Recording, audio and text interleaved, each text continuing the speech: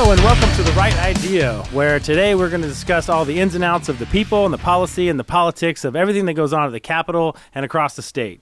I'm your co-host, Brian Phillips. I'm the Chief Communications Officer at the Texas Public Policy Foundation, and I'm here with my venerable co-host, Vice President of Policy, Derek Cohen. Derek, how's it going?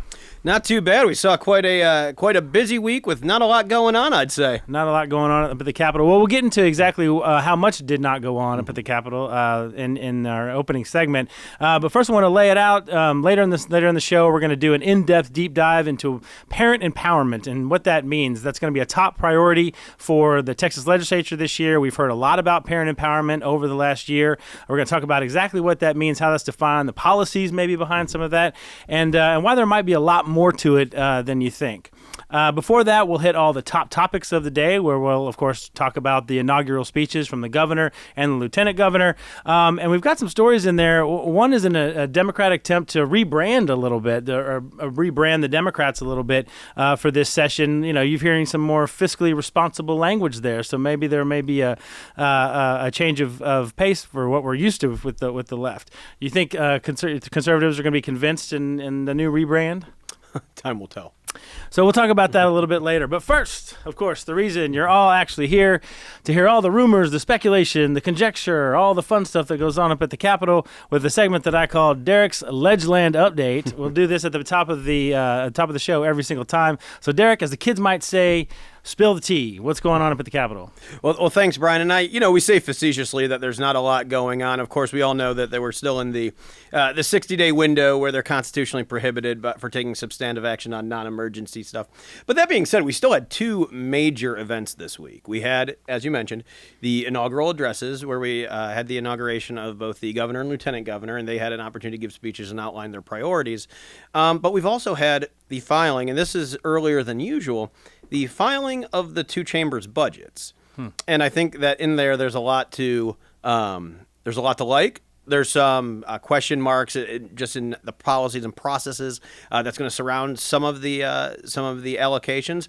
And I also think that there's an opportunity for, a discussion to be had going forward on how do those two budgets tie in with those priorities as illustrated by both the lieutenant governor and the governor. So there's a lot there to speculate. We'll get into some of that with the top topics. That's one of the things I want to chat about is the budget and kind of what we're hearing and what that means, because some of the specifics are, once you start putting numbers on things and talking about how much you're going to spend or how much you're going to cut, it kind of fills out some of the details. But, you mentioned the emergency items, and we still don't know what we're going to be, in the emergency items, and the governor probably won't talk about that until his State of the State address. But also committee chairs are a big deal, and we're hearing some rumors around the Capitol that maybe, as of right now, we don't know who not committee chairs, but who's on each committee. And that's going to be really important too to flesh out all of these ideas, do this in the committee process. So right as of right now, we don't know who all is on the committees. But talk a little bit about, give us your insight on, why it's so important, why that's a big deal for the political nerds that are following this stuff.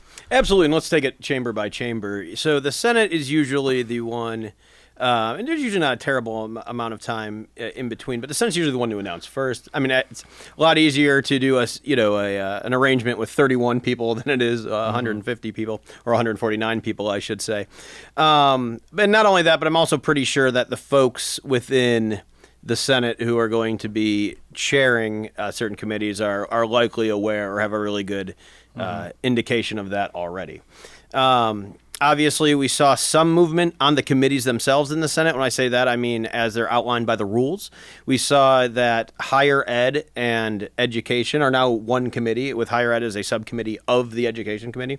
But we also saw that Veterans Affairs and Border Security, once used to be one committee with both of them, have been split into two independent committees. So this seems like it's a bit pedantic, but what does this signal? This signals that obviously there's going to be a very robust discussion, a holistic discussion around education. I think that we all know that's coming. But I also think that it also illustrates that we're going to have a very substantive, serious discussion on border security. Now, Veterans Affairs is obviously a very important committee as well. But the workload generated by that committee and the Border Security Committee in the past were ones that you were able to knock them out with one committee assignment. I'm of the mind, and we discussed Biden's immigration policy last week. I'm thinking that's just not cutting it anymore. Just the situation out at the border requires very serious scrutiny. And the lieutenant governor has basically signaled that I am going to give it with my body that scrutiny, with the body that I control. And it definitely makes sense. I mean, it's from a public perspective, public opinion perspective, the border and immigration. I mean, we do a lot of polling at TPPF. Every single time we run a poll and we ask people what the number one issue is in Texas, it is always border security and immigration. So maybe that's a response to the fact that that's whether it's local issues they're hearing about in their local communities. It seems like that's one issue that is bubbling up in every community around Texas. Absolutely, and I think that you're only going to see it get more and more spotlight upon it with I'm just going to level with the abdication of the federal government there. Mm-hmm. On the House side, the House they have a much more formalized process wherein seniority is taken into account alongside preference. They indicate to the speaker, the membership indicates to the speaker where they would like to go with a seniority appointment or perhaps with other sort of credit that they have. And those indications aren't even due till next week. So, I mean, that'll probably be a little bit longer. And like I said, it's easier to seat 31 senators than it is to seat 149 House members. Sounds like a complicated mess sometimes, but it sounds like they're working through it. Well, nobody voted for me for the speaker or the lieutenant governor, so luckily it's not on my plate necessarily. Not our problem. Yeah, okay. Exactly. All right. Well, so not a lot going on, a lot of pomp and circumstance of the inaugural announcements and the speeches and the parties and the all of that kind of stuff. So that's kind of this week. That's kind of what everybody's paying attention to. It feels like people are still excited. It feels like people are still getting ready to get after it. So let's dive into the speeches a little bit. Let's go to top topics. I've got 2 or 3 things I want to kind of chat about for here today. The first one is again, what did these inaugural speeches signal in terms of the priorities that you heard from both the governor and the lieutenant governor? So just 30,000 foot feedback. Well, absolutely, and I think that you ask any neutral observer what was the main theme collectively of both lieutenant governor and the governor's speech, and I think that leading by a country mile, you're going to see education, you're going to see school choice. As the lieutenant governor said, parental empowerment, those things, have been simmering for reasons we've discussed before, but also just because I think we're at a point where it's a very viable discussion to have now. You've seen other themes there too, other welcome themes, public safety being one. Mm-hmm. You saw ideas that have been filed already in the legislature that take multiple approaches to this, that look at what are the many ways we can secure our schools, that we can secure our communities, and you heard that come from the rostrum as well. Mm-hmm. Other things is, property taxes. We discussed property taxes. We're going to discuss a little bit of that today. Both budgets mention those. Some relief in there. But I think that the crescendo of how much pain people are feeling via the property tax, and again, we know you and I have discussed, this isn't just, this isn't one person who owns a house versus one person who's renting, and one person is going to get all the, the windfall of that, because obviously renters pay property taxes too, albeit indirectly. I have not met a single landlord who's like, well, I usually eat the property tax. Yes, I'm just going to eat that for my for my residents, but yeah, they get passed on as well. And I mean, we're sitting here in Austin, and just the rents here have been skyrocketing for decades. Mm-hmm. And so obviously it's something that's important to all Texans. Those are what I'd say would be the top lines. Yeah. But other things that were mentioned as well, I think we're going to see trickling out. Now, whether it rises to the level of, say, emergency item or chamber priority, those we're going to see. But I can definitely say that those top 3, I think, are fairly unassailable for where they've been positioned. So as somebody who's written a few speeches in my time, for me, just taking both speeches and really all the rhetoric that's been around kind of the first 2 weeks, I mean, a couple of things that I take take away from it are, number one, is there's an intentional focus on unity, I think, at the top.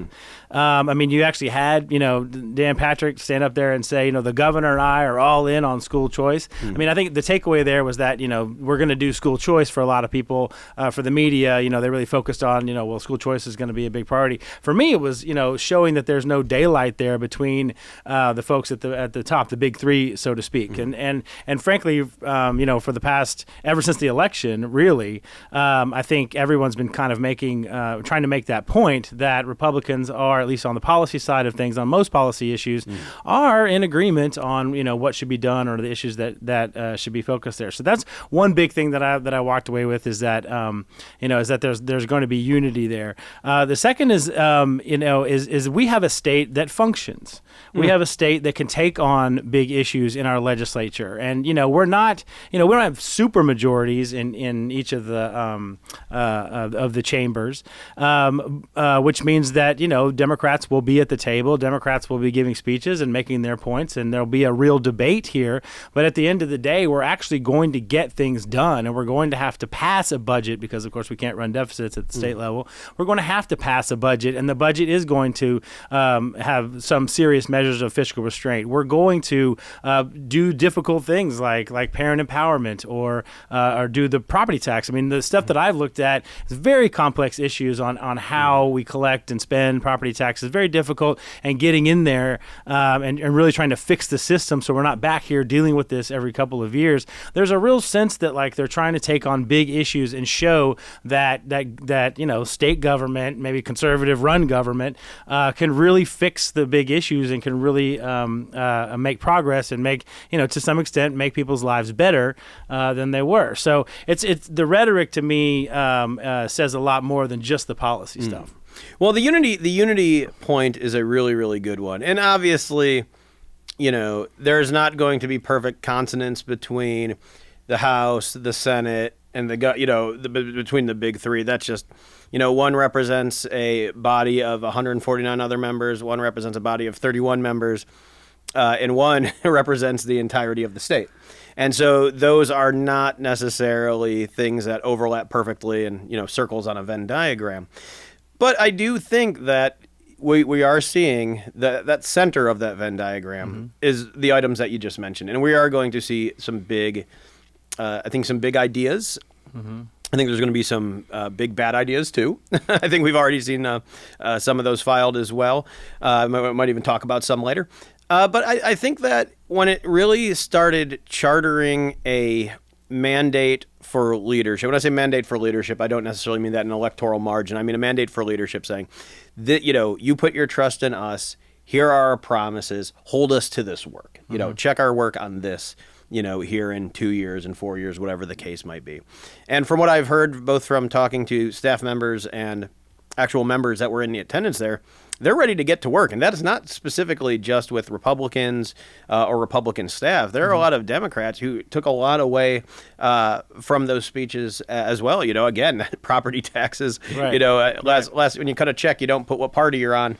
So that's one of the questions I want to ask as we kind of dive into the various pieces of the speech is property tax is one of those where, it's an 80% issue. I mean, 80% of the people say that property taxes are a burden. I mean, who is opposed to that? I mean, are there really differences between the parties or between the far left and the far right about how we go about cutting taxes, or is everybody just get it done and let's not be back here in another 5 years?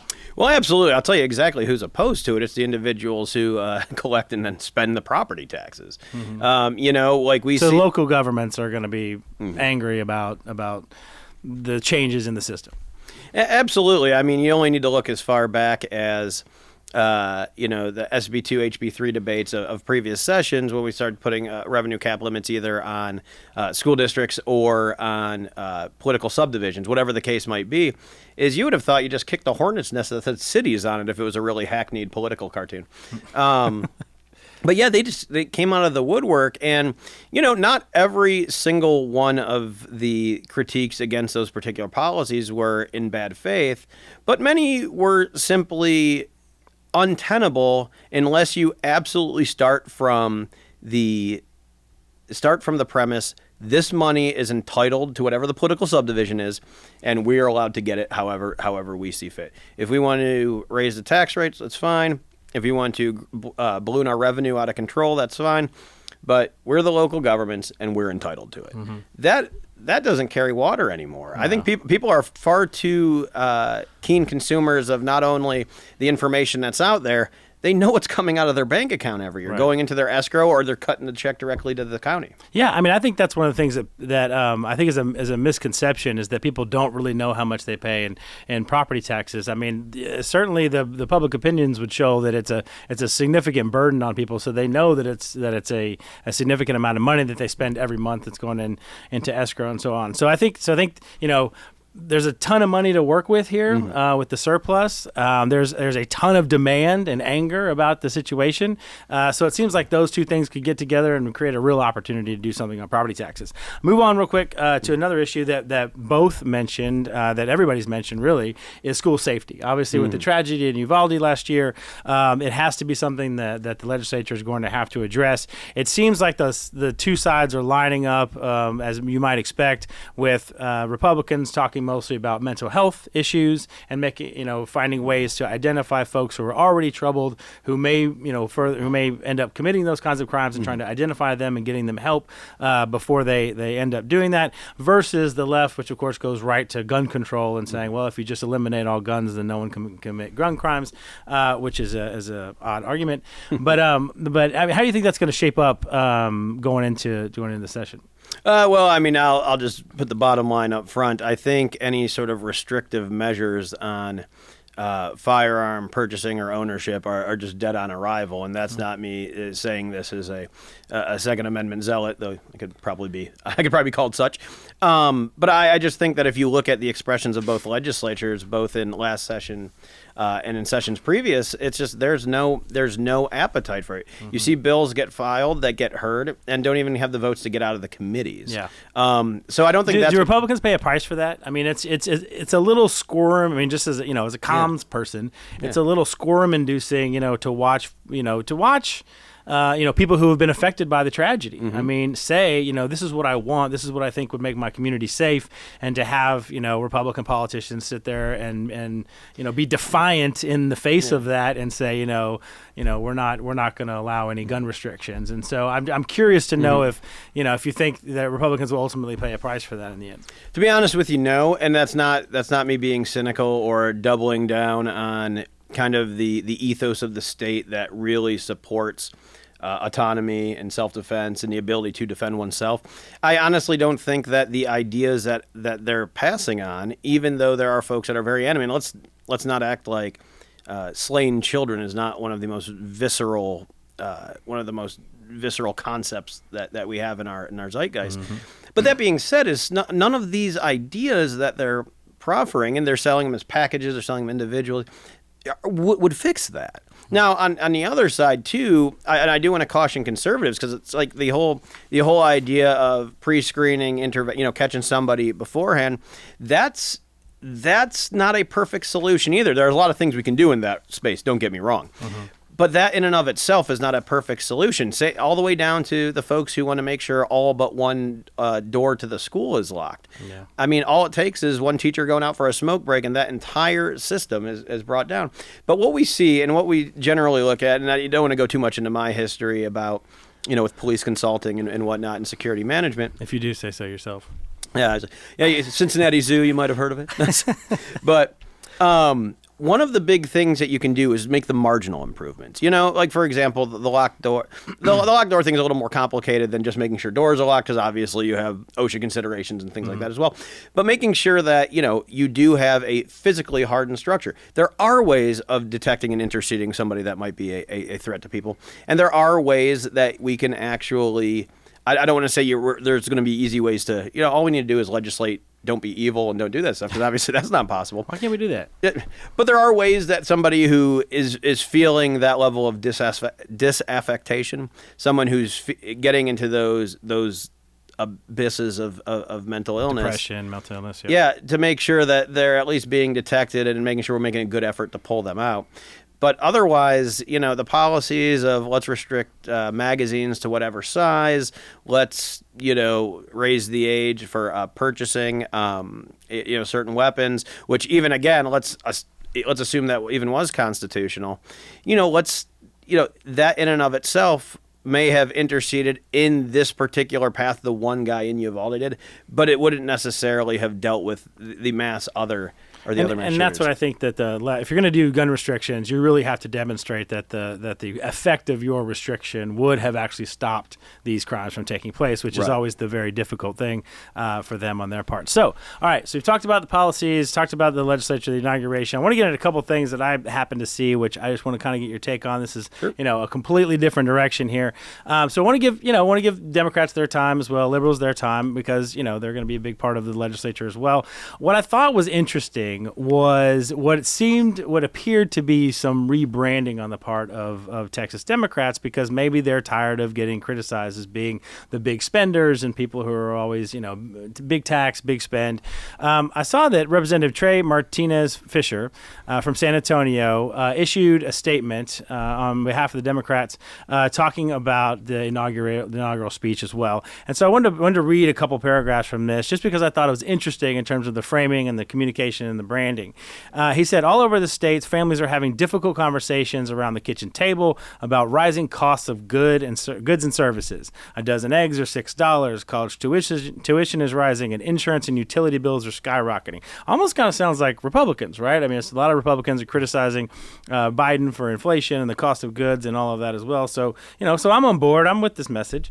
Texas Republicans, and this is where the hit comes, Texas Republicans have controlled the state for nearly 30 years, and 30 years later, costs for Texas families have never been higher. We should use this historic moment to right the wrongs of the last 30 years. House Democrats will lead on cutting costs for Texas families, and we will work with anyone that's ready to work with us to deliver for Texans. So, if I didn't know any better and he wasn't talking about Republicans versus Democrats, I would think maybe this is a conservative talking about fiscal responsibility, fiscal restraint. This is not something that I think we've heard from the Democratic caucus. Certainly, 2 years ago when we were doing election protection and doing all the voter suppression and the very far left rhetoric that we're hearing from. Does this demonstrate a shift in their branding, a shift in their messaging, do you think, and maybe even a shift in their strategy in terms of going into this session? It very well may, but I think it more reflects best practices in the laws of holes, whereas you find yourself in one, you just stop digging.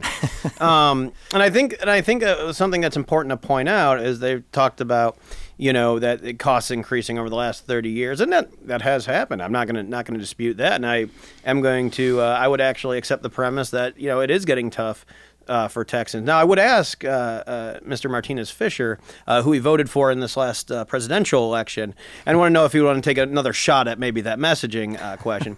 but yeah, and look, I mean, obviously, economists are relatively aligned on the fact that presidents can't necessarily cause inflation. They can't necessarily cause recessions, but they can send a lot of signals through the institutions that do. Mm-hmm. And in doing so, I think what we're seeing at the federal level is almost just, reckless spending, which obviously the profligate spending, whether through the Inflation Reduction Act, ironically enough, drives so much of this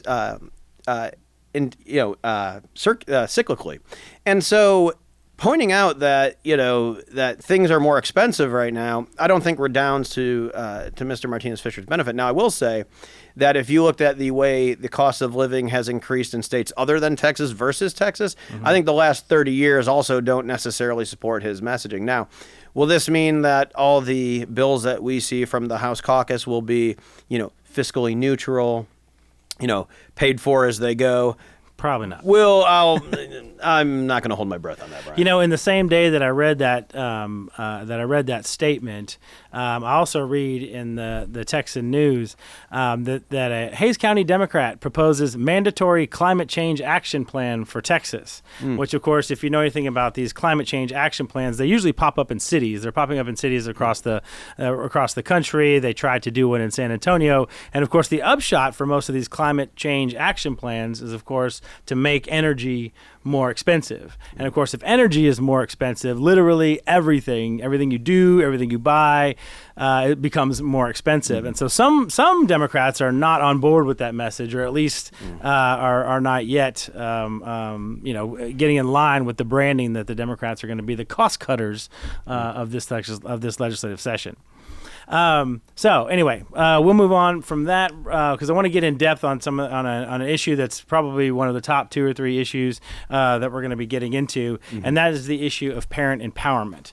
And so we've heard a lot about that. I want to talk a little bit about kind of what your thoughts are and like how people are using that in terms of parent empowerment. I do know that as we've followed this issue over the last couple of years, it clearly was, a pandemic-induced changes in education, I think, is what started it, where people, we had virtual people were, doing classes remotely, doing classes virtually, and it literally opened up a window in a lot of cases to what was going on in the classrooms that parents did not know about or that parents had not seen before. And of course, I'll spare everybody the details of going through all of it, but of course, you had the election in Virginia where that was a major issue. You had, the Democrat nominee coming out and saying things like, parents shouldn't be telling teachers what to teach. And it sort of exposed this unfortunate reality, which is that a lot of parents were starting to learn for the first time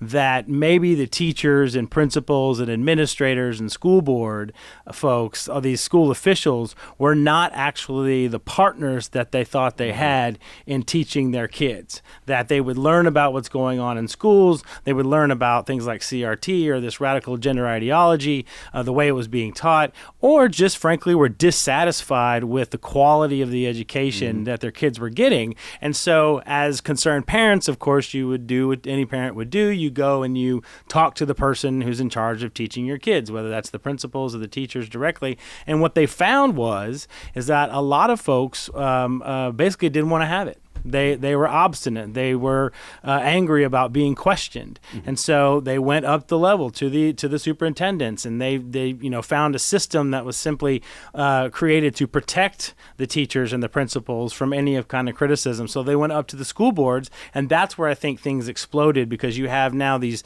meetings once a month or every so often where parents are coming in, addressing their concerns, getting heated, getting yelled at, and then their mics are getting turned off, and in some cases we're actually getting arrested and thrown out of school board meetings. And it all kind of toppled over because I think parents felt misled, certainly felt frustrated that they did not have the kind of control over what they thought was a good education that their kids were getting. And now here we are at the start of the legislative session, and parents are demanding that if they can't get recourse in their school districts and they can't get recourse with their school boards, that now the state legislature has to step in. And sort of that's the 30,000-foot demand, I think, that parents are now demanding at the state legislature gates. How's it? What kind of policy is that gonna turn into now? Are legislators reacting to that? And what does that look like in terms of what state legislators are going to do to resolve these issues for parents? Well, that's quite a mouthful. I mean, in which ways it could go too. Well, to be honest with you, I think it's a very complicated issue, because I'd even say probably about 60% of Texans are actually very happy with the status quo that they're in right now. But I'm taken from a matter of public policy. If we had 40% of bridges failing, that would not. That we would not call that a resounding success. Right. We can't take the fact that a majority are doing what they're supposed to. A majority of people follow the laws and don't commit any crimes, but a substantial part of our Article 4 and 5 budget goes towards people that do crimes. So that's something that I think that we need to address from an element of public policy, that we can't just go, most people are happy, so it's fine. Now, you mentioned why individuals were starting to have the consciousness of what's going on in the education systems, right? And it's not even so simple as, well, the teachers or the administrators or the boards or what have you. It's the fact that they all there seems to be almost a hive mind there. And again, I wouldn't even throw the teachers in there, because I know most teachers, the ones I've talked to, are like, the TA or the union does what they're going to do, the association does what they're going to do. So long as our retirement's not touched, I don't care. They pick fights with whatever. I just don't want them putting a hand in their retirement. Well, the problem is what they go do then is not only they'll fight for the retirement, then they talk about issues of classroom discipline, of which we need to have those discussions as well. But they start dealing with things like, basically completely unmoored content standards, where we actually are having, the stuff where, you look at some of these more high profile accounts, the libs of TikTok, things like that, which I almost think for the longest time thought this was a parody account, because half that stuff's coming from Texas, and I was like, that's scary. Yeah, there's no way that's happening. There's no way that's happening. San Antonio, Fort Worth is like ground zero for some of this woke stuff. Yeah, absolutely. And so the parents are saying like, whoa, we never agreed to this bargain. There's even teachers going, yeah, I'm not doing that, and it's like, that's fine, but what are we going to do for the ones that are? Right. And the problem is not necessarily that, here is one item of illicit content that's getting in there, and it's it's pervasive throughout the state curriculum. It's basically that, the view from the educrat hive mind is that that parents, like you said, can't say anything about it. That they have no recourse. Oh, well, then vote for different school board members. Right. Well, school boards have elections that aren't on the prime cycle. Not only that, but special interests are involved in local elections, as we've seen. Some school boards have flipped the other way. Some school boards have doubled down on the depravity. And the problem is that I think that generally reflects the Democratic consensus. Now, let me qualify that. When I say it reflects the Democratic consensus, meaning like AISD, Austin Independent School District, they are going to not teach from a conservative center point more so than, say, like a rural school district out in the Panhandle, we'll say, right? Well, the problem is, what if 60% of those parents like that? That's one thing. But if 40% of parents are having their values taught at home completely erased, contradicted, minimized, told that they're lesser than, what the hell's going on? We are essentially saying that, one of the most animating principles of the state, whether it's, again, conservative thought in philosophy, conservative thought in prudence, whatever the case might be, we're saying that's wrong, and we're saying you 40% now need to feed at the same trough of slop too. And it's not even, I don't even think the Democratic side, we're serving 60% of the district and not 40%, and so we're doing the right thing because it's the majority. I think what frustrates parents is that there is no, or at least some parents that have been the most vocal about it, is that there is no sense from the education establishment that they have an obligation to try and make things right. Like even for the 40%, was there a discussion about, well, here's why we're teaching what we're teaching in schools, or here's why we're forcing these kids to participate in activities that you don't agree with, or we might have policies. There are actually school districts that have policies that prohibit teachers from talking to parents if a child is experiencing mental or psychological stress at school because supposedly they're afraid of what the parent might do. So I think the frustration comes from they're not willing to work with us on our legitimate concerns, right? And I think from a public policy standpoint, parents, there's all this talk about school choice, right? And I think one of the more controversial things that I've talked to people about is that if you do if you look at the polling, if you look at we do focus grouping and we talk to folks all the time, the reality is that most parents don't what they want is not necessarily choice. They don't want to spend every August looking through spreadsheets and deciding which schools are the best and then sending them to which schools. It's not, educating your child is not like picking the right grocery store, right? It's about, it's a lot more than that. It's where you want to live. It's a place where you want to work. Are we close to grandma so we can get help with the kids? And so what they want is they want to know what's going on in the classroom. They want to know that they're a partner in the education of the child and that the teacher is a partner in the education of the child, and that if there are issues there, that there are legitimate concerns that they have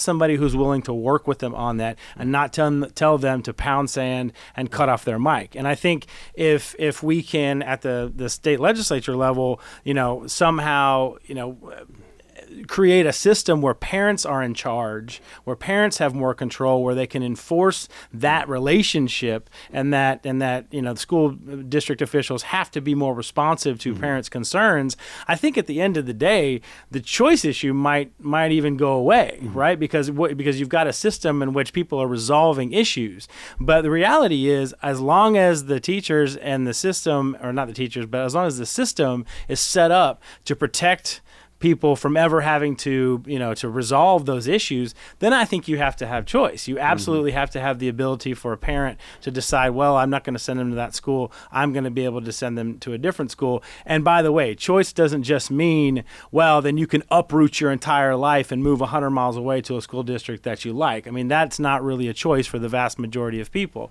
People who have those choices are already making them, or they're sending their kids to private schools because they have the resources. It's the vast majority of the rest of us that then have to either make these really tough decisions to uproot our entire lives in order to find the right school for our kids, which is not, that's not a decision we would ever expect parents to make. Absolutely, and that they do play that into, and I think the opponents of any sort of parental empowerment measures do this on purpose. They basically allow that false dichotomy to proliferate, because even if you have somebody, let's say, because I mean the lieutenant governor spoke specifically about individuals in rural areas. If you have somebody there, yes, will 1 million parochial schools pop up in Muleshoe? I don't see that happening. But let's also look at, you have an individual that's in Muleshoe. We'll even just say, just for example. And this person might have some certain learning struggles, might have special needs, not so much that, that they're not being served in the school, but that the school is not fully arrayed to give them the full services. Part of the school choice push, I think, is making some resources available wherein that individual can supplement that, whether it's virtually, whether it's through some other education modality, whatever the case might be. We need to get out of this mindset that every student has the same general curriculum, and then we might have some remedial curriculum, some advanced curriculum, but we're still putting kids in the 3 buckets at that point. And so really having the most flexibility in the system, I think, is what the folks want. And not only that, but once that's in the system, this other states that have done it, the sky's never fallen. Right. We're going to hear that, let's say that universal school choice pass and all the money follows the student, and then poof, Lubbock ISD just disappears. That's never going to happen. It never happened anywhere it's done it before. But everyone uses these Chicken Little stories that simply just don't hold water, and we're doing it at the cost of almost an entire generation. Look at some of these inner city schools. I mean, Houston ISD is in the news right now about finna go into receivership. It's because there's that much poor performance going on, and to be honest with you, the bureaucratic inertia just will not allow for that change. And then one final thing on, I say hive mind somewhat flippantly, but you generally see the shared talking points, the shared, again, Chicken Little scenarios.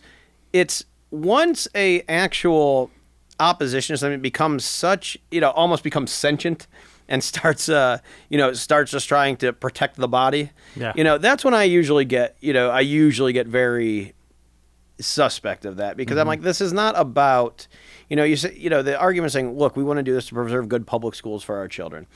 I once bought that argument. I no longer do, just because I've heard some of the way these arguments have been aired. Sure, especially because, you see the statistics, and, by the time kids get to 3rd grade or 4th grade, only a third of them can read at grade level, only a third of them can do math, and yet the opponents of school choice, their solution to that is simply give us more money for what we're already doing and take away any other accountability measures. We don't want testing. And I'm not sure that someone who is really, really strongly trying to fix our public education system and really cares about making sure kids are getting the best quality education, I'm not sure that they can look at those results and say, well, the solution is to give us more money and less accountability. And the thing is, they should embrace this too, because this will give them more flexibility too. If we have just a general per student allotment to accomplish X, and that's going to every district, some districts might need more help with X. Others might need less with that, but more with Y. The more we can de-silo that, the better it would be for the student, for the district, for the delivery of an education curriculum to that student. We're locked in a system where, again, we're not in one size fits all, but we're like one size fits most. Mm-hmm. And there's no innovation. There's no, I would say there's no, cost accountability. We're just doing things antithetically to do almost any other area in public policy. Well, I think as with property tax and all of the opportunities that we have there, all the historic opportunities we're going to have there, I think things have bubbled up to a situation or that people are frustrated, maybe even angry enough that they're going to start demanding real action on this. And I think there's a real opportunity to get something historic done in Texas this legislative session. So with that, we have run a little bit over time. So for in a week in which nothing happened except some speeches, there's obviously a lot to talk about just because we're getting ready for the legislative session and things going on in the state. So again, I'm Brian Phillips. This is Derek Cohen. You've been watching The Right Idea. We really appreciate you watching and listening in, and we'll see you next time.